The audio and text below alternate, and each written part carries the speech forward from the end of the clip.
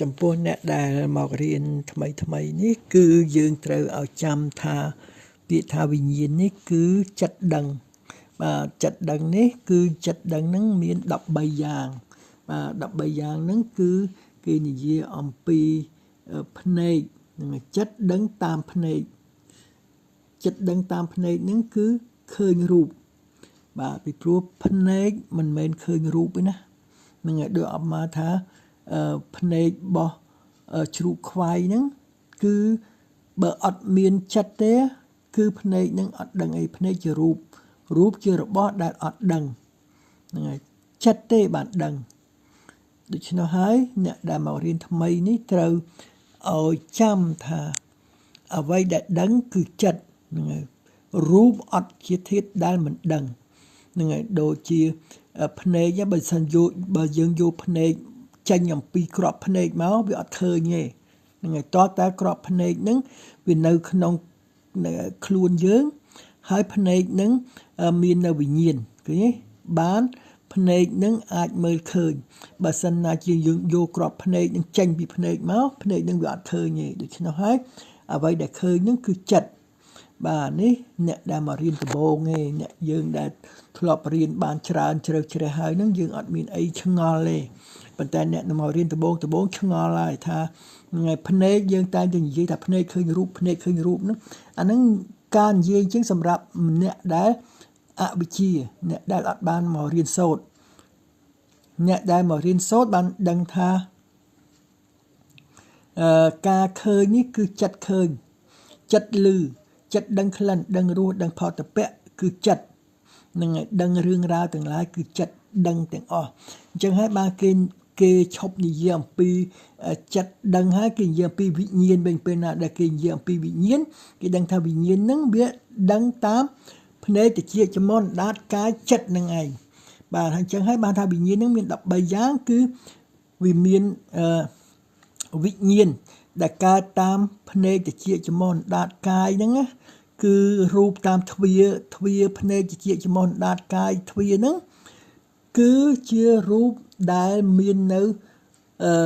កុសលមួយហើយនិងអកុសលមួយអញ្ចឹងបានន័យថាពេលដែលយើង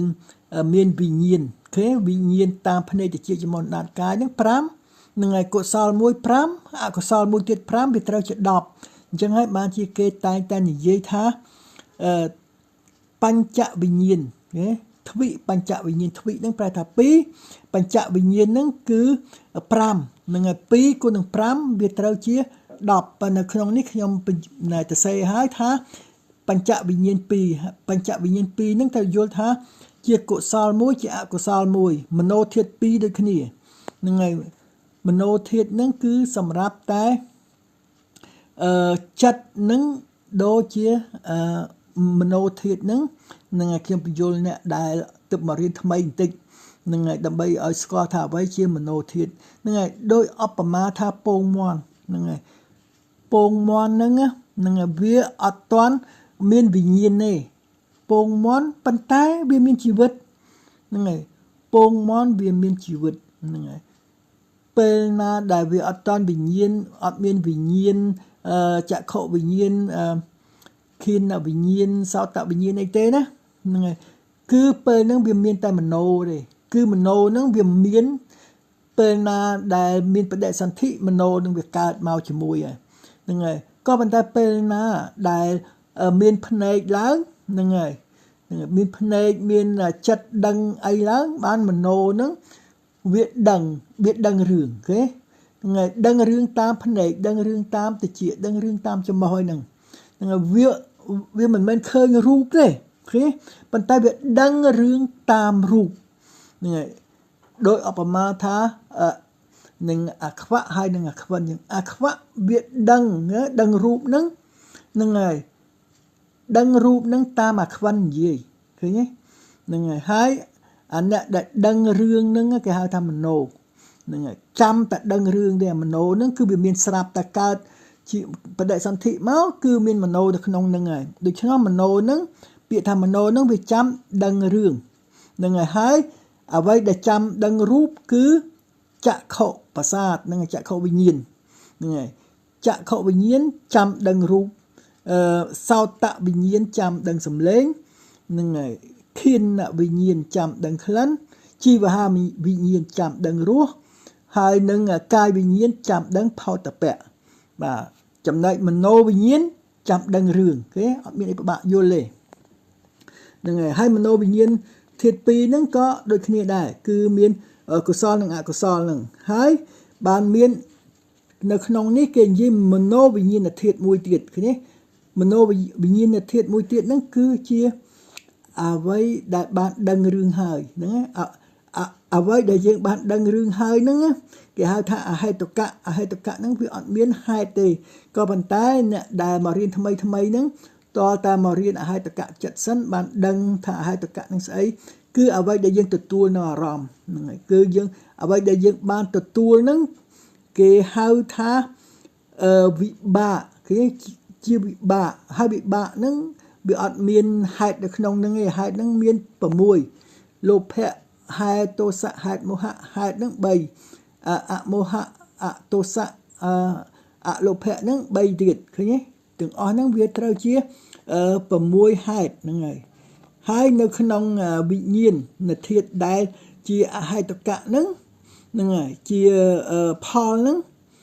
ផលដែលអត់មានហេតុហ្នឹងគឺមាននៅសោមនស្សហើយតែងតែប្រព្រឹត្តទៅក្នុងប្រវត្តិកាលហ្នឹងគឺថាការដែលយើងកំពុងតែប្រព្រឹត្តរស់នៅហ្នឹងគេហៅប្រវត្តិកាលហ្នឹងហើយពាក្យហ្នឹងគឺអ្នកដែលអត់ទាន់បានរៀនហ្នឹងក៏មិនងាយយល់ដែរគាត់ថាចាំទៅបានឮទៅថាពាក្យថាប្រវត្តិកាលហ្នឹងគឺកាលដែលយើងកំពុងតែរស់នៅហ្នឹងហើយពេលណាដែលកាលណាដែលយើងស្លាប់ទៅអាហ្នឹងគេហៅចតិកាលពេលណាដែលយើងកើតឡើងគេហៅថាបដិសន្ធិកាលឃើញទេហ្នឹងហើយកាលហ្នឹងវាមាន3យ៉ាងហ្នឹងហើយវាមានចតិកាលបដិសន្ធិកាលហើយនឹងប្រវត្តិកាលហ្នឹងហើយចតិកាលប្រែថាការឃ្លាតចាកភពនិងបដិសន្ធិកាលគឺថាការឆ្លងនៅភពថ្មីហើយនឹងប្រវត្តិកាលហ្នឹងការប្រព្រឹត្តនៅភពដែលយើងកំពុងតែរស់នៅនឹងហៅថាប្រវត្តិកាលបាទនឹងណែក្នុងសំណេរខាងលើដែលខ្ញុំបានសរសេរហ្នឹងគឺសរសេរឲ្យយើងយល់ថាវិញ្ញាណហ្នឹងគឺ